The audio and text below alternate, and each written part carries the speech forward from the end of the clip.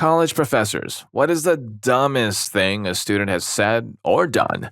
I was at a final one time and the professor was counting the students. He then said, I printed off exactly enough tests, but there appears to be one more student than tests, so if you're here and have never seen my face, please leave. Someone got up and left. We were all very confused about what that dude was thinking. Maybe it was someone from the next semester hoping to get a look at the final? I mean, advanced thinking, right? Can't stop that or blame him, actually. I know some teachers use the same test every year. Story 2. Biology professor here. I had a student give a presentation on genetics, only it wasn't so much genetics, but a compilation of websites saying that Adolf was right for purifying the gene pool. I had to shut that crap down real quick. It started out seemingly innocent, as most sinister things are. We had some definitions, a little bit of context, and then, I kid you not, a screenshot of a Yahoo answer asking if Adolf was right in making a superior race. And I'm staring at this, dumbfounded, brain lagging because I'm asking myself if this is really happening. CA 2012. The student switches the slide with the heading, Termination of Jews, to which I pop up and yell, all right, there seems to be some confusion here as to the assignment. Nowhere did I ask for support of a master race or any such opinions anywhere. This is offensive to every single person in this room, their parents, grandparents, and great-grandparents. Would you find this appropriate to present to them? If not, it shouldn't be in this room. The kid just sat down and went on his cell phone for the rest of the class. I took 20 minutes, basically bashing everything that is not a .org or .edu website, especially the use of Yahoo Answers, while staring this kid down. The whole class was in disbelief that it just happened. He sent me the project later, and it got just so much worse. The worst thing about it is that was basically advocating for what would have been his own demise and was too ignorant to realize it. I asked for assignments ahead of time now to field for those things. Story 3. TA for a glass-blowing class my university has, so my school is very STEM-focused, like 70% engineering majors.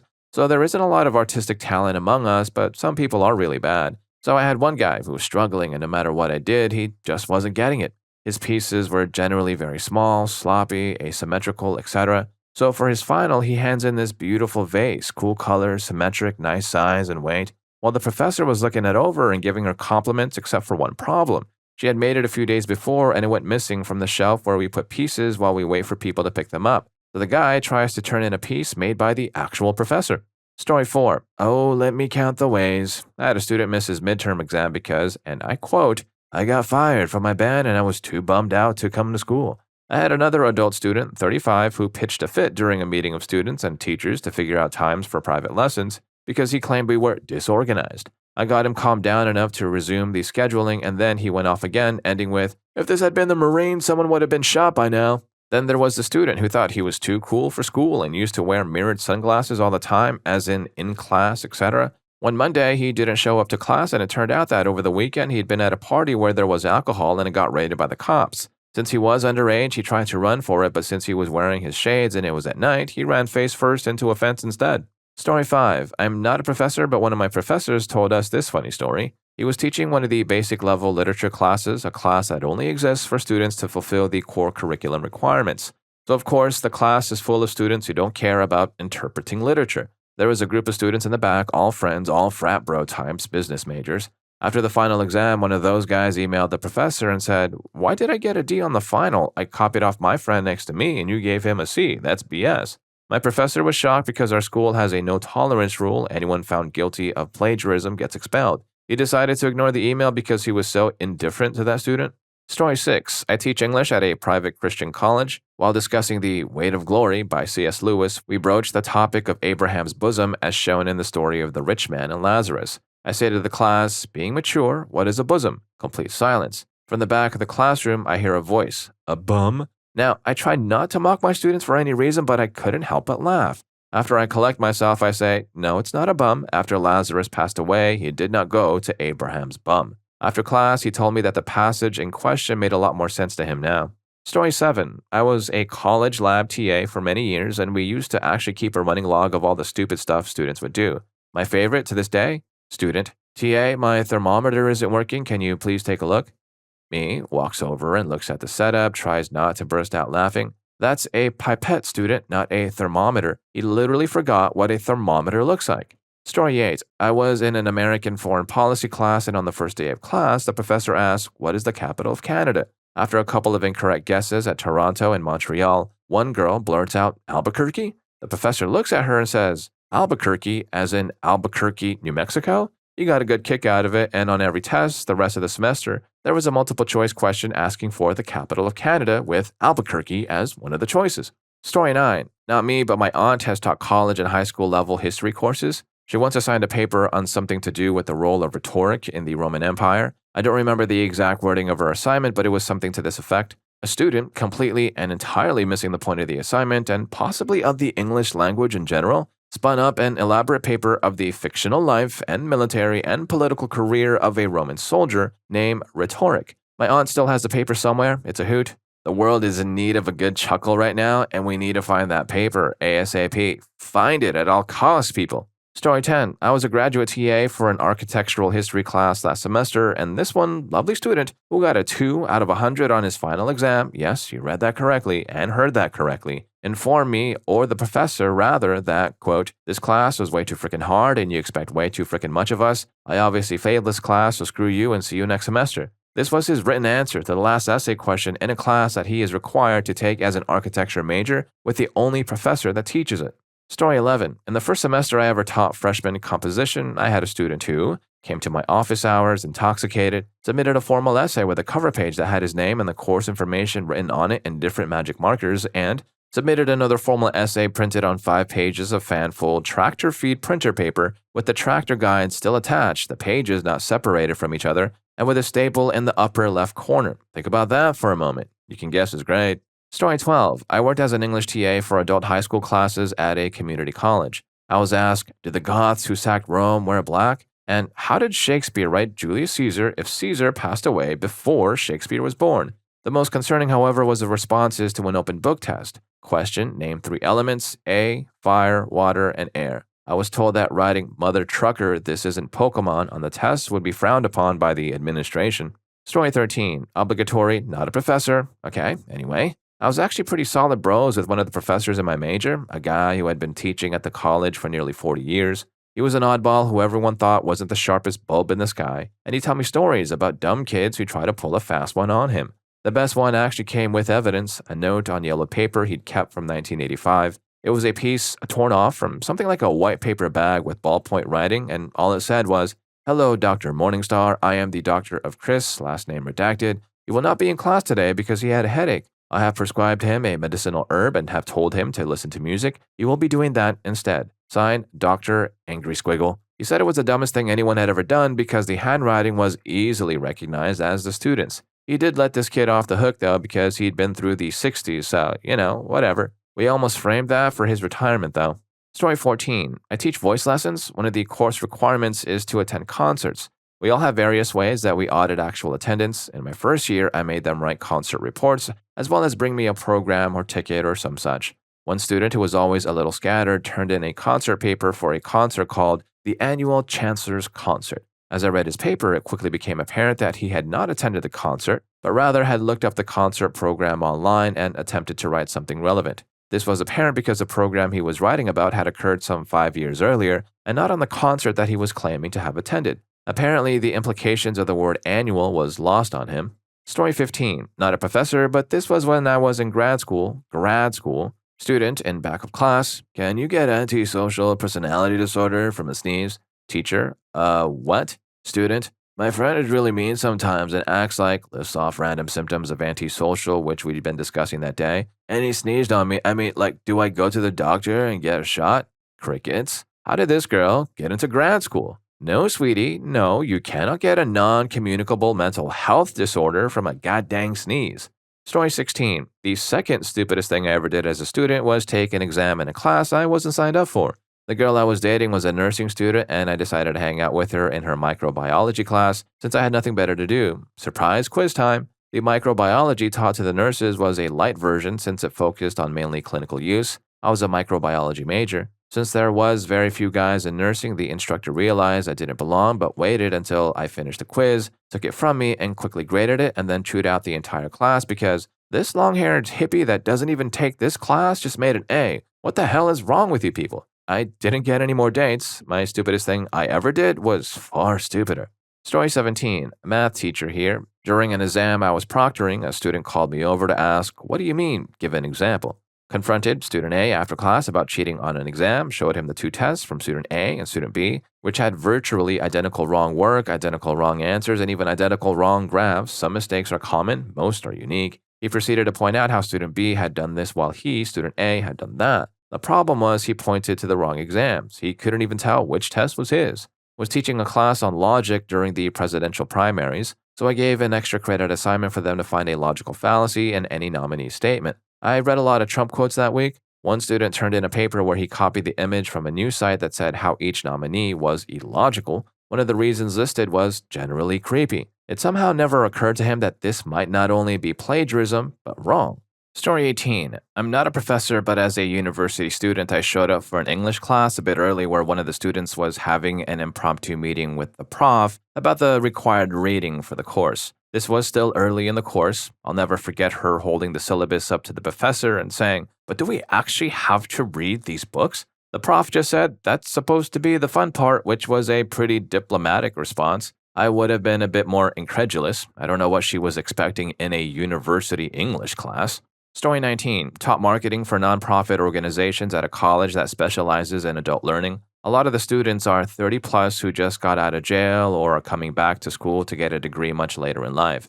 I got a student who actually was working for a nonprofit in NYC at the same time while getting a degree. I actually support nonprofit quite often. They have a great thrift store that sells awesome stuff and a great used bookstore. You should be able to figure it out. Anyways, we were talking about fundraising, and one of the most common methods was a charity event. He said, "Oh yeah, we do one of those once a year." And I asked him, "Well, what is your expenditure for it each time?" He said about 50K. And I go, "How much did you make each time?" "About 10K. It took me more than I wanted to explain to him and the class why this is an issue. All right, so before I forget, other me's over on Rufus Stories doing what he does best, unpacking some crazy relationship stories. It's a good time, I promise. Links in the description below if you're down. All right, back to the stories. Story 20. In a 200-person classroom for general chemistry, Chem 1, we had our standard 3 tests and a final as the only grades in the class. No graded homework, projects, etc. On the screen were the professor's standard rules for the test. No hats, no headwear to prevent hiding earbuds, no spy pens, no cheating, etc. On test 3, one girl absolutely refused to put the hood down from her hoodie and jacket. The professor stood next to her and said we would not start the test until everyone complied with the rules and either put their hood down or left. She left. That test was worth about 20% of our grade, and since no one ever got 100%, it nearly ensured that she would fail the course. Story 21. Not a professor, but was in the class. Okay. The course I was taking was Intro to Human Evolution, covered the science of evolution, the history of discoveries of our relatives in the Homo genus, the chain of evolution that we're the end result of, and how scientists classify animals, etc., etc. It was a fun class.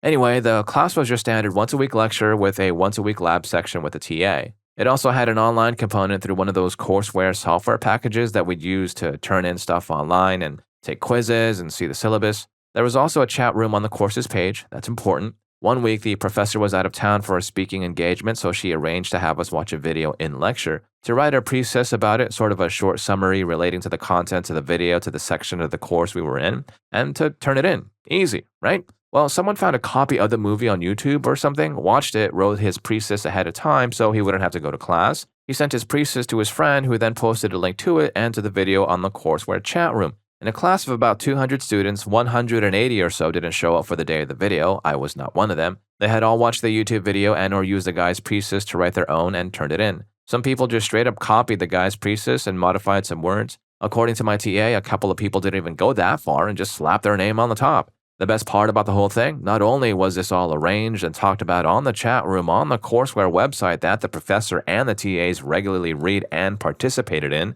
to answer questions and whatnot, the YouTube video that this all started with, it was a wrong movie. It had a similar title, but it was part of a series, and they had all watched and written about or copied words written about the wrong movie. So those of us who did the assignment properly got automatic A's and extra credit. People who watched the YouTube video and wrote their own thing got D's. People who copied the original precis failed the assignment and were referred to the dean of students for academic dishonesty. Now, I lied. This is the best part. A month and a half later, the professor had scheduled the same thing, a movie in class precis. About 5 people in the course did the same freaking thing and, again, coordinated it in the classroom chat. They found the wrong video, copied another person's work, they were expelled. Story 22. In my community college class, a student went up to the prof to ask what the measures were if a bear came onto the campus.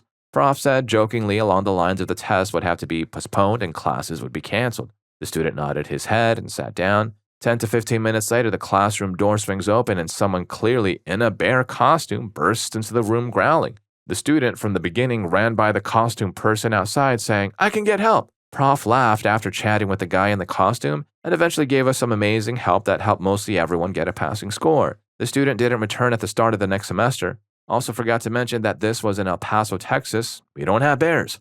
Story 23. I TA an intro to discrete math course and have done so for a few years. The quality of the students has been on a decline lately. Some of the things they did during last year's final exam. One student wrote a page-long note explaining that they really couldn't afford to fail this course again, or else they would have to withdraw from the engineering program. They didn't come close to passing the final. Another student asked the prof during the exam for clarification because one of the questions asked them to prove something and they didn't think it was true. The prof told them that there was nothing wrong with the question and they should prove it. I ended up marking this question and they had a written note explaining, "This question is wrong, but I asked a proctor and they didn't seem to know anything. So, assuming the question is supposed to be insert completely different thing here, then here's a proof, insert completely incorrect proof here." Note that they didn't even recognize their own professor. They also did not pass the final. Yet another student wrote a long note asking us to be generous with the marking because they had had a lot of exams. While I certainly understand the stress of exam season, it's something that every student has to go through. They did not pass either. For some reason, there were a lot of students writing messages to us that year. Dear students, if you're going to leave a message for the marker, it should at least be related to your answer and not, "Please give me marks that I fully admit I shouldn't get." If we give you free marks, then everyone will want them.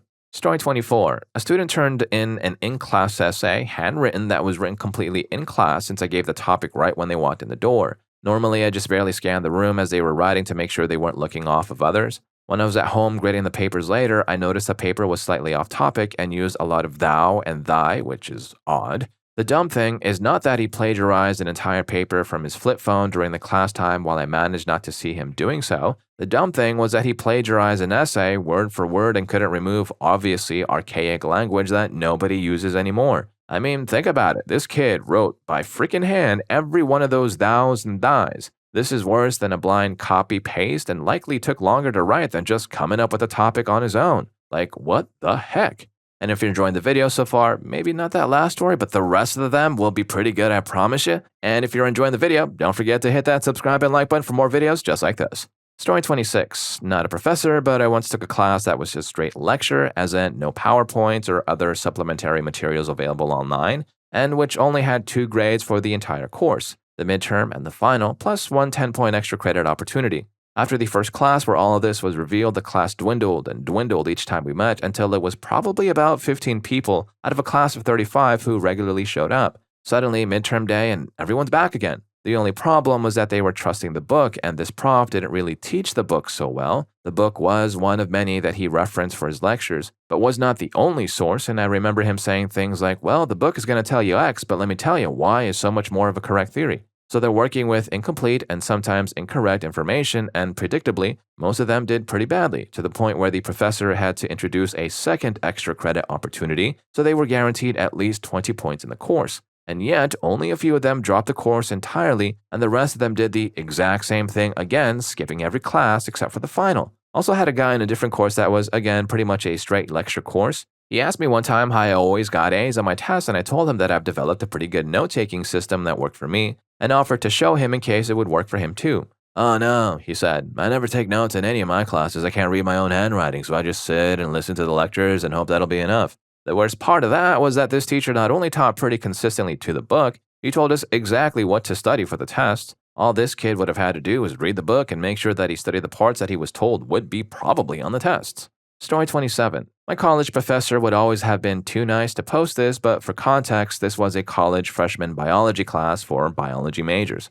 This is important to note, these people were actually trying to major in biology. We were discussing convergent evolution, with the examples being how tuna fish and whales have similarly shaped tails and how tunas have developed specialized muscles that allow them to generate some heat, used to keep their brains warm during deep dives. It started with, "Are whales mammals? They don't have legs." The professor looked a little bit surprised but calmly explained that yes, they are mammals, here's why. This was followed by, "Are tunas mammals? These were bio majors in college. Story 28. This actually happened to a friend and me. We took this super hard engineering course, and in the back of the class, 10 desks were jammed together. We called ourselves the 100 Squad. We started a Facebook group and would each look up the answers and post them to the group in real time to copy them. The professor kept the questions exactly the same from the textbook because he knew the answers were super long to memorize, so it was just best to learn how to do it. Anyway, come the third midterm, the whole squad of 10 couldn't figure out one problem. I last minute copied off the guy next to me. The next week, the professor came in saying there must be 2 Nostradamuses in here because there were 2 100s, and the test last week had a question that was missing the diagram and half the question, but somehow these 2 individuals had a vision. Story 29. Typical, not a professor post, but I got up to hand in my last final of my undergrad, which happened to be a first-year earth science credit. There were 2 earth science programs writing exams at the same time, but in 2 different gyms, essentially a 30-second walk away from one another. One was for general science students and one was for science majors, my exam, so slightly more challenging. But he got up to hand in his exam at the same time as me, so I got to overhear his conversation with the TA about how he realized he was in the wrong gym but was too lazy to get up and go to the other gym. Again, about a 30-second walk away. And he figured he would just write this one because how different could they be, even though they were 2 different courses. This was with 30 minutes left of a 2-hour exam. I don't know what happened to that guy, but as I was leaving, him and the TA were walking towards the other gym. It doesn't pay to be lazy, folks.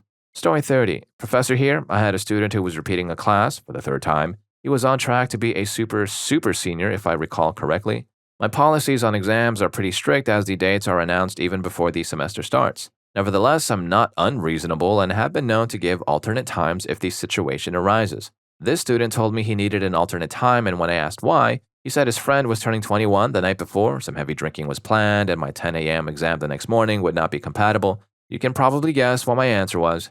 Story 31. Not a professor, but a graduate here. In my 2nd year of college in audio-visual production animation, we were discussing the basics of creating a script. The professor went to the board and wrote down a how to make a script guideline, asking us to fill in the missing parts or ideas. One of the students went straight to the board and wrote, have intimacy. There was an awkward silence for about 5 minutes, especially since 30 of the 55 students were women. Fast forward a few weeks, and the professor voided the student for missing a lot of class days. The rule states that if you miss half of the quarter period in a class, you receive a null grade, an F, and are forbidden from attending the subject until the next quarter to sign up again. So he was, of course, kicked out of the subject. Somehow related, during that time, he was assigned to a group, myself included. We had to work without him since he was constantly missing classes. We spoke with the professor about this, and the next time he came, the professor voided his assistance at the group presentation with an F. He went from mad to absolutely furious after he found out we'd effectively removed him, and he proceeded to insult us every day afterward. After all that shenanigans, some weeks before the quarter deadline, we found out he had schizophrenia, which was the reason he kept missing classes.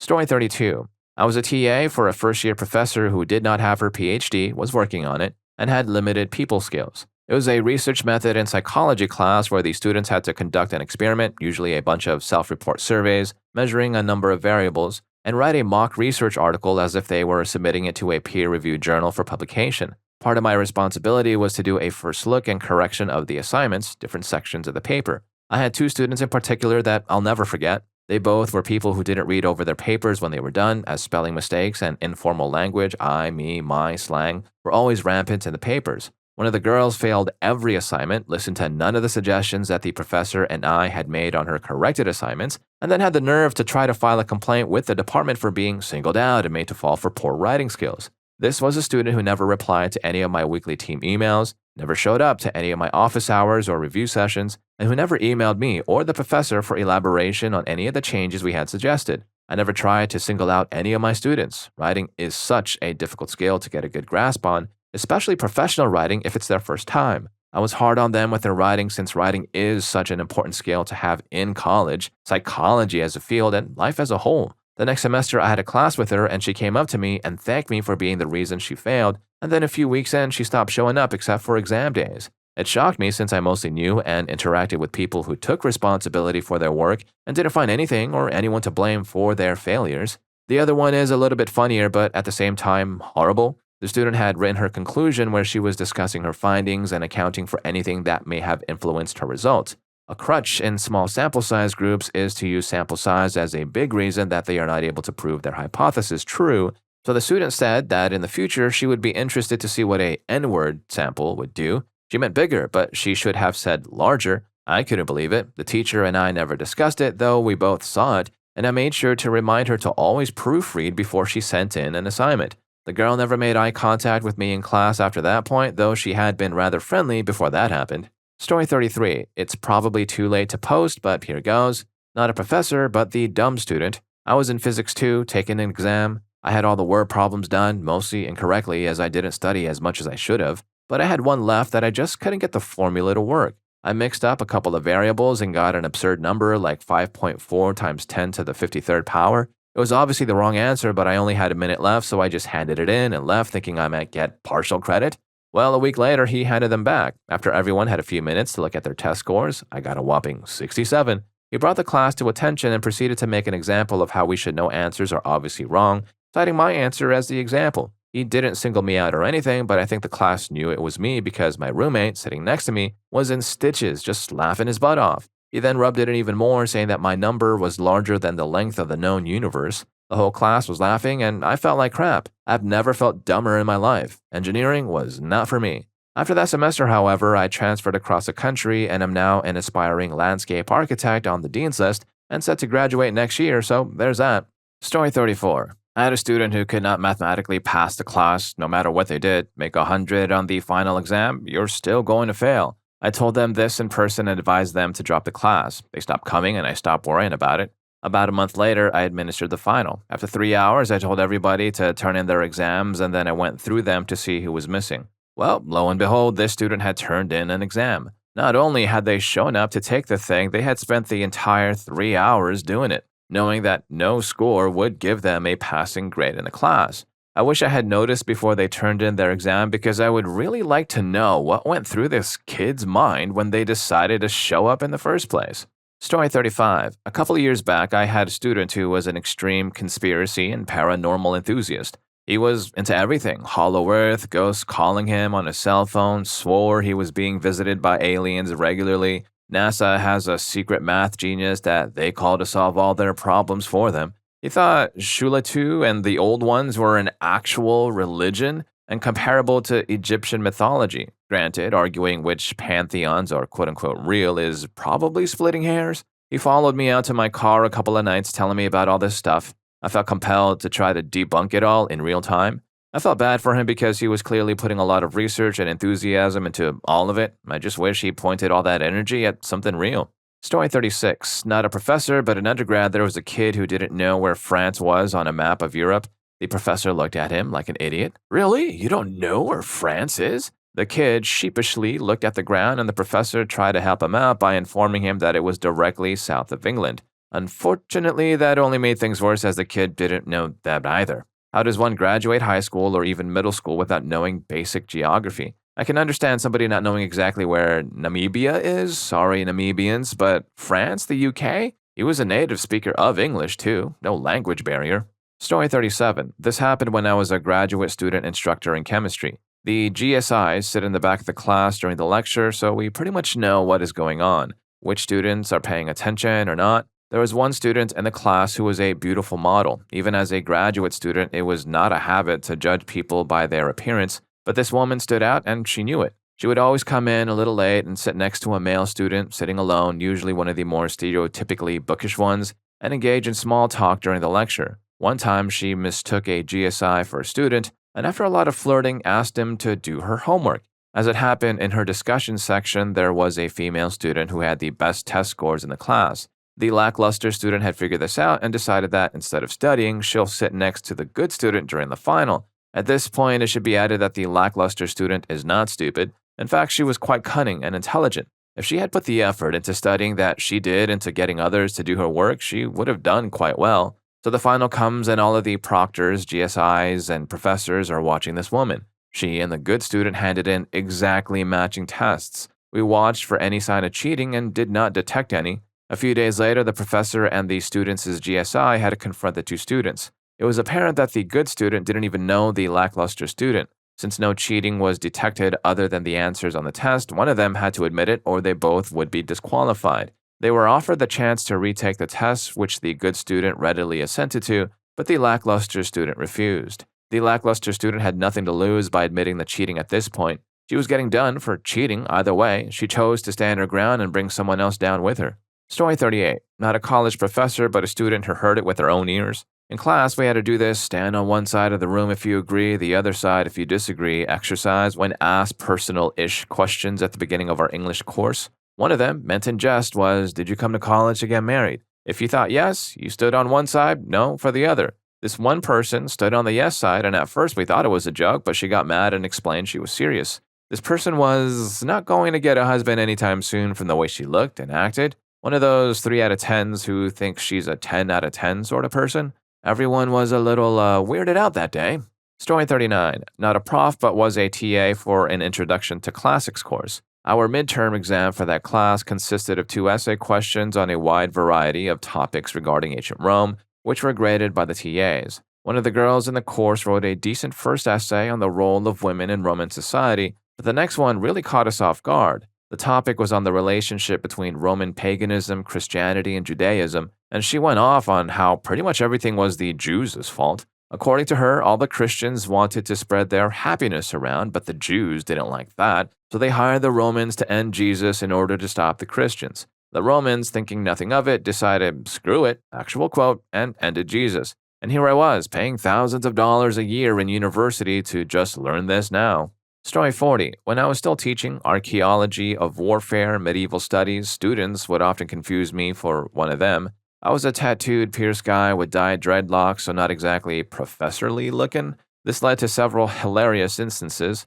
An intoxicated frat boy accosted me once. Apparently, I looked like a gay, leftist liberal to him. Turns out he was enrolled in my class the week afterward. Several students told tall tales and gossip about me in my presence, not realizing who I was. One person told me she slept with me once to get a better grade. Not true, though I wish she was super attractive. Another dude himself claimed he smoked and bought grass from me on numerous occasions. Not true, I'm not dealing and I hate grass. A future colleague of mine, an older conservative guy, though only a MA like me, just hired from another alma mater, yelled at me for rummaging through my own desk. Story 41. Obligatory, not a professor, but I was tutoring both undergrad and graduate students in the visual effects core classes at my school. The program, being all about computer-generated imagery, CG animation, and the like, was pretty tech-heavy. A more than basic level understanding of computers was assumed for anyone in the major, especially grad students.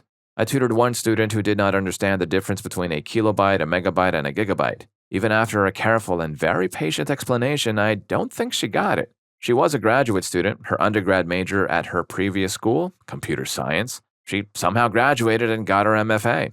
Story 42. I want to give one the opposite way. I get disability accommodations at my school that are mostly related to my allergies and asthma. One of them states that I might miss class, leave early, or come late, and another one states that the professor needs to announce to the class that they can't spray perfume in class because A, I'll have to leave, B, I'll get an asthma attack and might go into shock, C, what professor wants people doing their makeup in class? So anyway, this one prof I had really started complaining about having to follow my letter of accommodation and how he never does accommodations, and in all of his years of teaching, nobody has ever asked him to do anything like this before. So obviously, I should just deal with it. So I forwarded his email to my disability specialist, who is coincidentally deaf. She offers to meet with him to discuss the letter and see what he finds objectionable about it. So we go, and he sits down, and my disability specialist says she's going to print out some copies of my LOA so we can talk about it. She asks if my professor had any of the accommodations in mind as objectionable. He says, "Oh, I didn't read it." He fully expected my deaf disability specialist to agree that he shouldn't have to fulfill the requirements of the legal document he didn't read. He did not figure out how to be less of a schmuck by the end of the semester, and I got basically nothing useful out of that class, which might have been okay if that class wasn't about writing press releases and other technical documents. Story 43. Oh, so many. An international student went to the casino and blew his entire year's tuition and accommodation fees. He then hid in his dorm room until someone eventually found him 2 weeks later and called his parents. They sent him plane tickets home. One student plagiarized an assignment but stapled a photocopy of the original with another name to the back. Students who cut and paste assignment text from Wikipedia but are too lazy to change the font or the referencing style. Story 44. I taught a class and there was a foreign student who couldn't speak English very well. I gave the class an assignment and the foreign student submitted a paper about banking. It was a surveying class and the assignment was about benchmarking for surveying. Even though he couldn't speak the language very well, he should have realized that there was no way that in a surveying class you would be asked to write a paper on banking. A student also once submitted a paper and put a link to a song lyrics website as one of his references. The paper was about deformation monitoring. Story 45. Normally I teach computer science and information technology, but back in the late 90s when the web was new, I got hired by our business school to teach MBA students in an e-commerce track how to build websites. I had set up my slides, and since the projector didn't have a shutter, I stuck the lens cover back on it until it was time to start the lecture. One of the MBA students looked at me and asked, "Won't that trap the photons in there?" I answered that was sort of my intent, and with complete seriousness, he asked, "Well, won't they damage the lens or the lens cover?" I think Dilbert now works for this guy. And if any of these stories got to you too, here's more for you. YouTube thinks you're gonna love this. I'll catch you in that video.